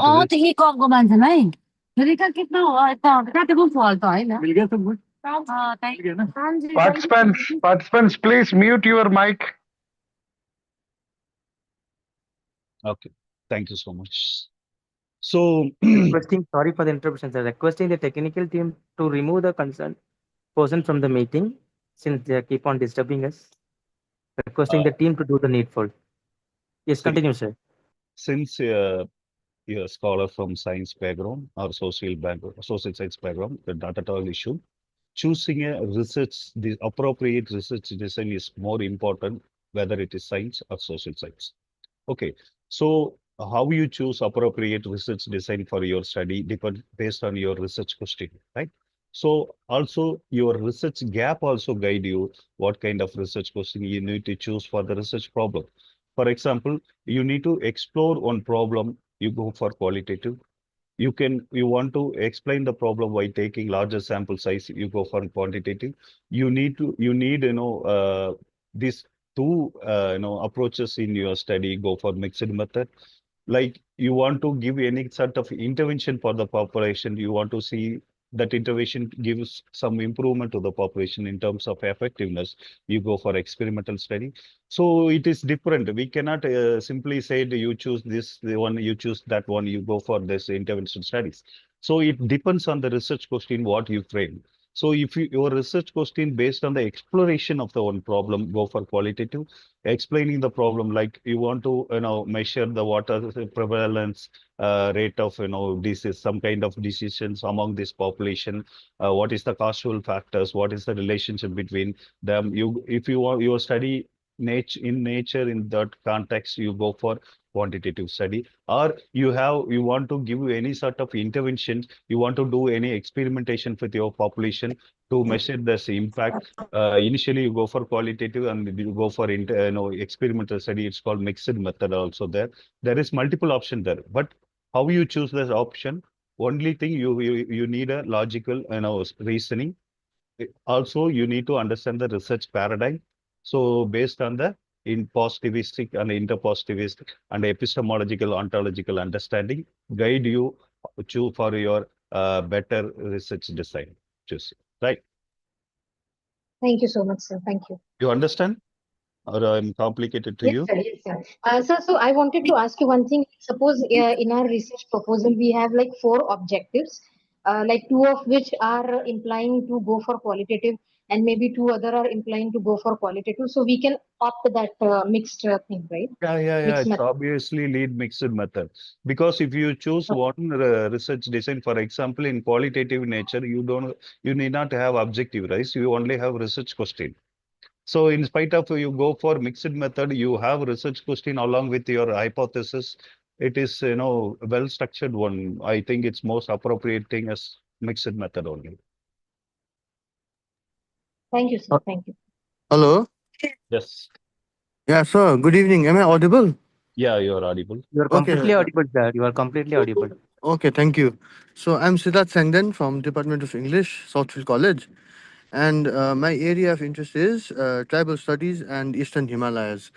So what I wanted to ask you is, most of the research work in the Eastern Himalayas are oral based, right? Yeah. So you can't possibly cite all those sort of oral traditions, folk dances, folk tales, folk customs, and all those. So may I know how do we cite all those things? I don't know whether it comes under the bracket of qualitative or quantitative research, but I just wanted to know if you know how. I mean, how can I cite those oral traditions and folk tales and folk cultures and all those sort of things? Thank you. I understand your question. Your data, it is in oral type of recording form, or it's a type of numbers, or it is type of description. You can perform, you can able to analyze. It's called qualitative, phenomena has to be quantified. So this is what you need to do. So you have to do analysis in a quantitative way also, in qualitative also. Okay. Okay. You can quantify your qualitative phenomena. For example, the oral discussions was you recorded in your your record paper, whatever it is, you need to transcribe that. Then you can quantify that phenomena or discussion or But how do we quantify those? yeah, you give codes for the quantification. For example, that process is not it's quite difficult for quantifying the qualitative phenomena. So that too, you have to understand the what the phenomena it's going on, how the respondents was giving, depends on your research question. So based on the question, you can quantify. It is also possible. For example, in that discussion, no, so awareness level of festival. For example, regarding one festival, you can ask. They will say that this period of time at the end of this year, end of month of the year, we can celebrate the festival. That festival is belongs to like that. You can quantify that also. So what kind of festival was stated by the respondent? For one, he said, one festival. For another respondent, he will say some other festival thing. What the festival related to that? So some of them it's related to has own belief that it's related to God. Some of them it's feel that it's related to nature. Likewise, you can assign your quotes based on the qualitative phenomena. Thank you so much. Thank you. Okay, you get some peripheral information only. You want to deeper understanding, I can suggest you one book. It's called, Marketing Research Methodology by Naresh Malhotra. So Okay, sir. he also stated that how you, quantify your qualitative, data. So the book is more useful for you for learning. No? Okay. Thank you so much. Thank you. Welcome. Welcome. Sir, good evening. Good evening. Sir, I'm Ishwar and currently doing research on the disaster management, landslides, particularly landslides in Himachal Pradesh. So, I have formulated the questionnaire and collecting the data from the different people residing in remote areas of Himachal Pradesh. Now, sir, my question is how to go about the data and then analyze it. From different populations. Right, sir. Okay. And different groups, having the different age, different Yeah, qualifications. so different demographic, changes also there. So I understand. Right. the question. So, so this kind of study, so purely about quantitative. Okay. So Yes. whether you can do comparative studies also, same set of questionnaire, you can collect data from two groups, then you can compare the results. So where they can, you can compare the results together, you can able to identify similarity differences between the populations in terms of age and religion and, education, whatever it is in this regard. That is one answer. Another one answer is, it's a mixed method of approach is most appropriate thing, that is called data triangulation.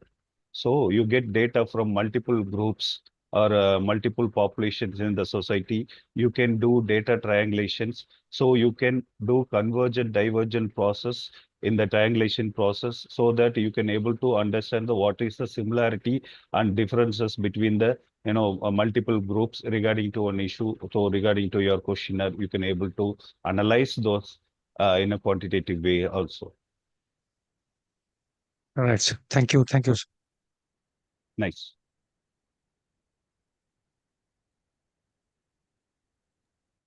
Sir, regarding Mr. Easwar question, collecting data from the particular vulnerable location, all vulnerable people, all vulnerability zones, might be useful for him now, sir, to study on that, as per my point of view. You are suggesting, sir? Sir, suggesting, Mr. Easwar asked you, no, sir, the collection of data for the disaster management, collection of particular data from the particular vulnerable community or vulnerable place or vulnerable zone, prone zone, to study on that. As you said to him, that will be a good idea also, no, sir, instead of triangle link with that. Yes, sir. So, sir, problem might be different context, right? So if you are strong in methodology, for example, you're strong in well enough to choose your methods in methodology. So problem, it's quite easy for you. So what kind of problems you have, no? So with this, basic understanding, basic foundational understanding between the methodology and methods guide you what kind of, methods and methodology and techniques, tools and populations you need to choose for the research question. So that's why I told the scholars and researchers and academicians. So any kind of, research you will do, whether it is quantitative or qualitative or mixed method or research project, whatever thing. So if you have this, basic understanding so that it give you the complete picture of the research process, somewhere you can also predict your results before you start it, right? So that kind of thing we must develop. Even I also need to develop that kind of things. May I, sir, may I add, sir, a few things? Yeah, please, Iswar, Mr. Iswar. Yes, sir. Sir, further to your input, sir, I have collected the information from the vulnerable groups who have been affected by the landslides, already affected by the landslide directly or indirectly. Mainly Okay. those people who were directly affected. I interviewed them. I collected the information from them personally, going to the villages which are very, very far from the main cities, very far from the roads, mainly which are not connected either by the roads or any other means. So it was a little bit difficult for me, but even then I collected it and got the good information. But my question is, after collecting the data, how to compile it, and means further confusion, sir, after collection of the data. So I'm not sure whether you collected data through, qualitative or quantitative. Question, sir, by Question formulating. for Right, numbers, right. in terms of numbers, no? Numbers, sir. Yes, sir. Yeah, somewhere you have a structured questionnaire with your side regarding the issue Yes. of land site, right? No, so for Yes. the maybe for the crisis intervention for the whatever sake, no. So that depends. So it's very quite simple, sir. Somewhere you have a data with your site with a questionnaire. You need to transform that data into softwares. For example, most quantitative softwares we use SPSS and most likewise, multiple softwares are there. You need to transform your data into that softwares. There itself you can find the relationship between the between the attributes and your dependent variables. So whatever you want to do, you want to analyze with your obtained data, you will do by helping SPSS and AMOS and another software is also there. It's called Zamovi, then R software. Multiple softwares are there for analyzing quantitative data. Yes, sir. Yes. Yeah, you can do, sir. Yeah, you can do with that help. If any Sir, one errors, last question, sir. yes. Sir, can you elaborate over the demographical research in context to the sociology?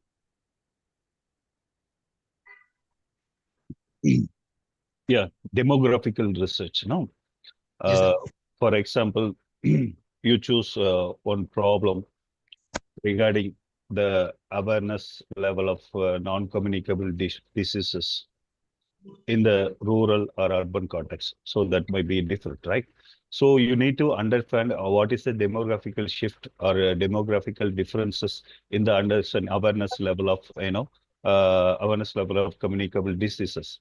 So through that, you have to you go for quantitative research. You can develop your structured questionnaire along with the demographic variables and your dependent variable like, awareness levels. So that if you able to collect the data among the two population, no, you can compare these results and you can able to find a solution for the problem. Also, you can came to the conclusion that what kind of demographic people, for example, demographic in terms of attributes like age, gender, like education, domicile, have better knowledge level compared to other population in other domicile places. Yes. You understand? Thank you. Thank you. Okay, thank you. Yes, sir. One more question in the chat box. Yes, sir. How would one determine an appropriate sampling strategy and select participants for conducting in-depth interview? This question was asked on behalf of Saraswati. I told you, no, there is no rigid formulas in qualitative research for selecting samples. For in-depth interviews, it's based on the sample saturation point. When the researcher as a decision maker, he has full rights as process in qualitative research. No, he will decide where will be the stop, how much participant we needed for this study. For example, you arrive the sampling saturation at 2, you can conclude that, or you did not arrive your sampling saturation in terms of getting enough information for your question. I'm telling the saturation like that. Okay. For example, if you go for 4, still you can't arrive, you go for 8. So might be at some point of time, you will arrive your sample saturation point, that time you wind. So that is also does not have any rigid formulas, rigid calculations, rigid frameworks. It's all depends about the researcher and the participation. It's about your skill, interview skill, how you use your probing techniques to the participants, then how much information you extract from the participant for your research question. If you extracted more than more information among two participant, you can wind up with your for in-depth interviews with two. That is no problem. That is not about the sampling number size. It's about exploration of the problem, right? Understanding about the problem. I told that don't focus to your sample size in qualitative research. Focus on your process. You need to get in-depth information for your study. It is more important rather than the sample size. Sir, how to deal with the illicit generalization during the research processes? What? How to deal with the illicit generalization during the research processes? Yeah, so generalization process is most connected with inductive and deductive approach. So inductive approach start with specific to general, and deductive approach general to specific. In qualitative research, generalization is not possible because of we dealing with very small samples that findings are more appropriate to that that people only, that individuals only. For example, the result is not constant at all. For example, as an individual, you prefer always coffee. I'm not able to, sometimes your choices will be changed due to the extraneous factors and environmental factors. Might be some other factors also lead you to change the decisions. So your results is not context. Based on that, I cannot generalize that every people are preferred coffee, right? So, for example, if you go for quantitative study, I can collect data from 100 people from in one place, one geographical place. I can prefer that. I can take data from them, like how many percentage of prefer coffee, how many percent of prefer tea. The result I got more than 80% of preferring coffee. Then I can able to generalize these findings to the population only, not from other geographical area. That results also context specific to that population only for the generalization purpose. I hope you understand it. Yes, thank you, sir. Yes, sir. So one more question, sir. What was the name of the software for data transcription? Data transcription, now multiple AI is also there for transcription data. NVivo software is using data transcription, but it's not free software. That is most important problem. If your university or if your institution have access towards an NVivo software, you can use that. Or else it's very difficult to get the software key. The free trial version also available in internet, but only 15 days is available. So that too, I'm not sure how you learn that techniques in the to deal with the software to transcribe your data, right? So now multiple AIs are doing, right? So for example, even ChatGPT is also doing transcription, but that too high risk because you don't have, it's not as trustworthiness, right? So better thing, if you're not able to access software, you go for manual transcriptions with the guidance of Kent Lawford method. You can note it that he is guiding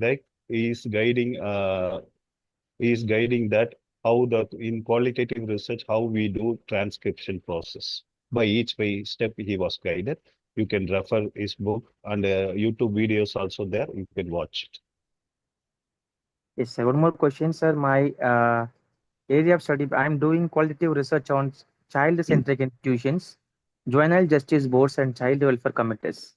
Which research paradigm should I choose? Research paradigm is only one. There is no multiple methods. So under the paradigm, use your philosophical or theoretical perspective skills. You have to write your paradigm. For example, under your research paradigm, what kind of ontological perspective you want to use, whether you are focusing on your individuals or a group, or you want to explore the problem or explain the problem. Through that you can derive in the ontological perspective, right? So in a epistemological perspective, whether you use positivistic approach or interpositive approach morely deal with larger size of sample, interpositivistic approach more about, individual's problem, that is also different. So based on the research paradigm, research process, you can derive your methodology and methods. So under this, what kind of method you choose for each process you have to derive, then the method need to what kind of analysis technique we will need to use, that is also there. It's a paradigm, it doesn't have method, it requires logical sequence and basic understanding of the methodology and methods and the research process and philosophy in social work, social science research also. You must have that so that it will help you to frame an appropriate research paradigm for your study. Yes, sir. Another question from Dr. J. Ranita Devi. Can we use different points of scale in qualitative research? What is the need of using scale in qualitative research? Because as I told you, it's open-ended. Mostly we use open-ended questions. No, unstructured questions. Scale is a structured one. So as I told you, scale mostly used in quantitative research. Why we are fixing respondent into our responses? We are rigid, we give, options to the responder. You choose within these options. Don't go beyond this option. But qualitative research, not like that. You don't have options. You give, you express of your feelings, as much as you needed. Still, the, saturation point also felt by the participant only, not by the respondent, not by the researcher. The researcher can probe again and again for getting appropriate answer for the question. If you can also get, saturation point and stop the data collection process. I think it's quite, unlogical to using scale in qualitative research. You cannot get, quality of, findings to that. It's called. Thank you, sir. Another question from Dr. Anamika. Okay. In the absence of written records, how can oral sources be authenticated in historical research?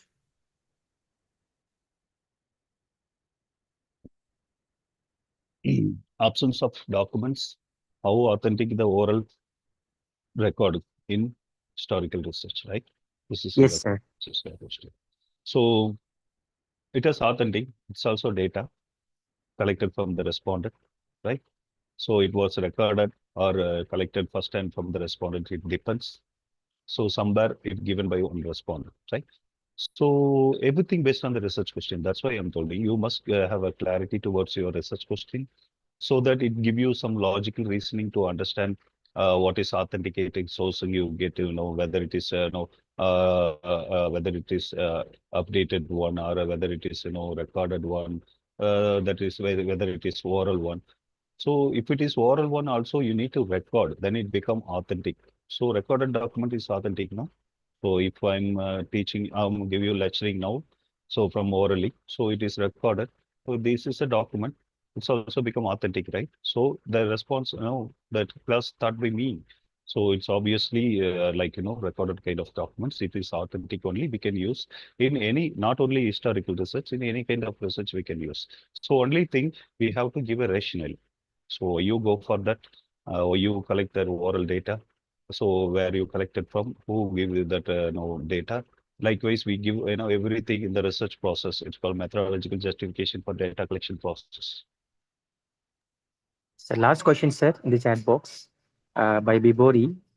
In a mixed method research studies with 3 variables, can I use qualitative research for only one of the variables? Why not? I will repeat the question, sir. In a mixed methods research study with 3 variables, can I use qualitative research for only one of the variables? Why not? You can use that itself. It has meaning, mixed method, right? So mixed method has a 6 research design. Okay. So at the 5th and 6th research design deal with multiple, research phases. You can choose, 2 qualitative method and 1 quantitative method, or you can choose 2 quantitative or 1 qualitative, or you can choose 1 qualitative and 1 quantitative, and in between the experimental things also you can include it. It depends. So as I told you, whatever you choose, whatever you adopted, it requires some methodological justification. If your justification is rational, it's logic, Why not? You can use it at any context. Yeah, I'm answering your question.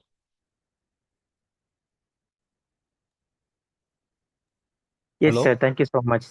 Okay. Yes, So, sir. That, dear Dr. Bharat, participants, in the chat box, there is one more question, Bharat sir. yes, please. This would be the last Uh, question. Yes. The time is yeah, 8 yeah. o'clock.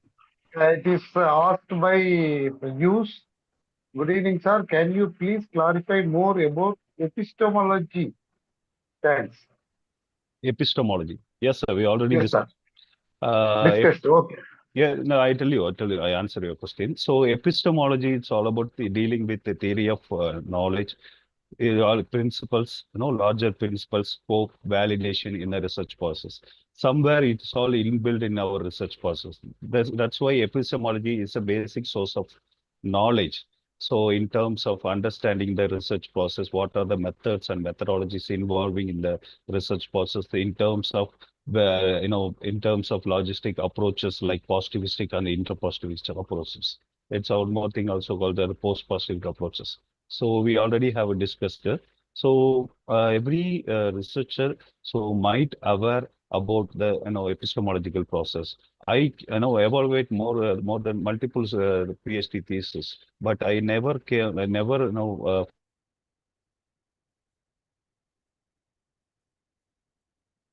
choosing the research design. So you give your research paradigm for your research design is more important. That is also more more it give you precise deeper understanding. It also emphasizes that how you perceive how you understand the research in a better way, so that it will help to getting a better findings. Great, sir. Great, sir. Thank you, sir. Thank you so much, sir.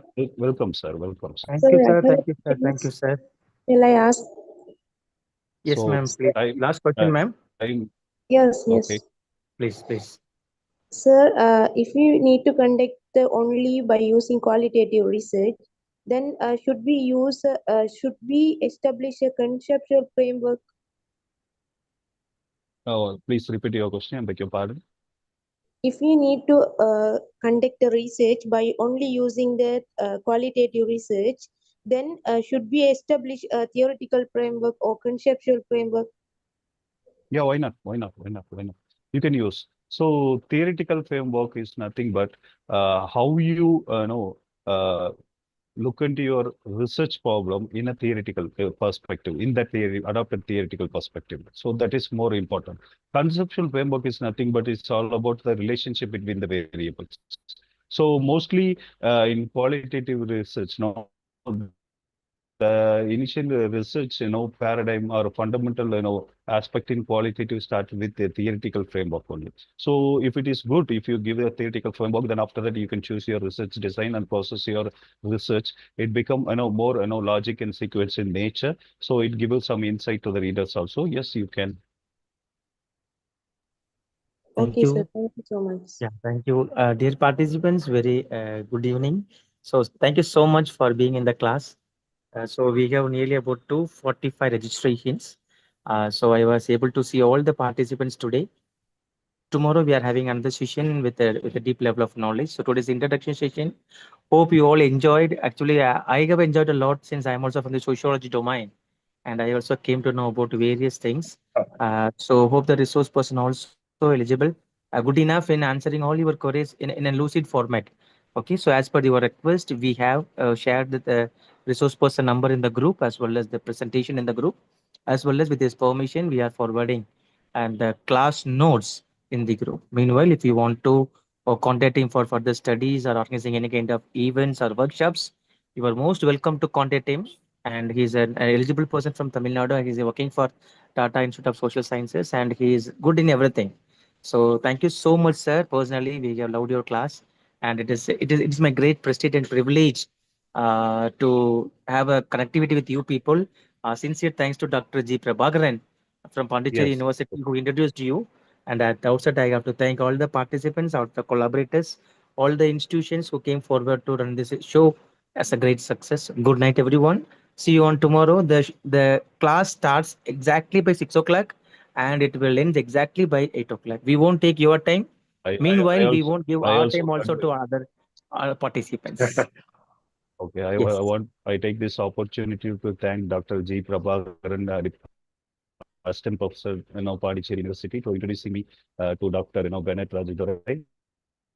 So I also want to share my deepest gratitude to the organizing committee and the members who are involved into the process. So thank you so much for the opportunity. Thanks. Good night. Thank you. Good Thank night. you, sir. Thank you so much, Yes. sir. Thank you, sir. Yes. Thank you so much. Thank Dear participants, we you, can wind up. sir. Yes. Thank you, sir. Thank Thank you. you, so ma'am. much, sir. Thank you, sir. Thank you so much, sir.